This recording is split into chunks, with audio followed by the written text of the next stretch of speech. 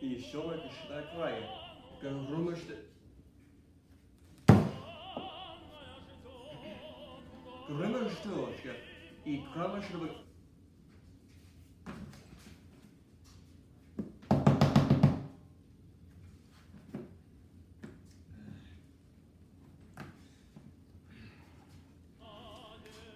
A grumešte...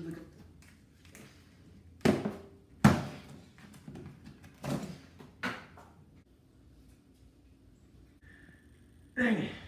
How am I supposed to sell vital American information to the Russian government to the highest bidder if the tape recorder thingy can't even work properly? What am I supposed to do? This is Russian command. Marcus Steele sends his regards. We just wanted to let you know that your pay has been reduced due to your lack of convenience. Return more information within 7 days, or else.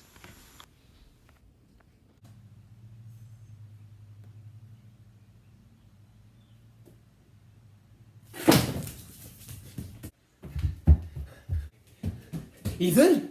Ethan.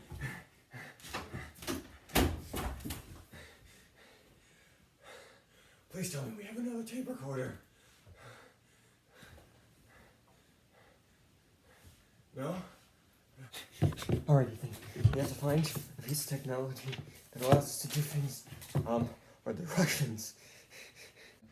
Old typewriter? No. Atari? I don't even think that exists yet. Commodore PET? Commodore PET. I think that's the cheapest thing we can buy here that actually works and fast. How much money do I have? And there goes the monthly rent. But it's worth it. Here's your package. Thank you.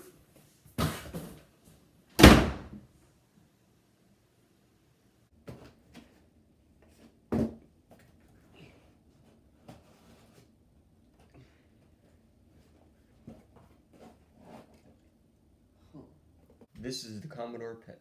Released in 1977 by Commodore, it uses the basic computer programming language which was made by Microsoft. This computer's very existence nearly bankrupted Microsoft.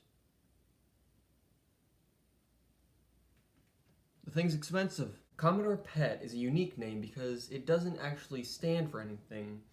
It's the same PET as in like a pet rock. So it's like your pet computer. It has 3 functions.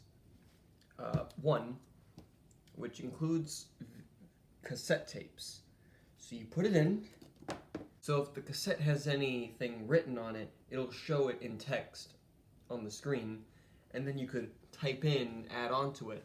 So a feature about the Commodore PET is that it would record what you put on it twice, for security reasons, to secure what you wrote on the cassette tape.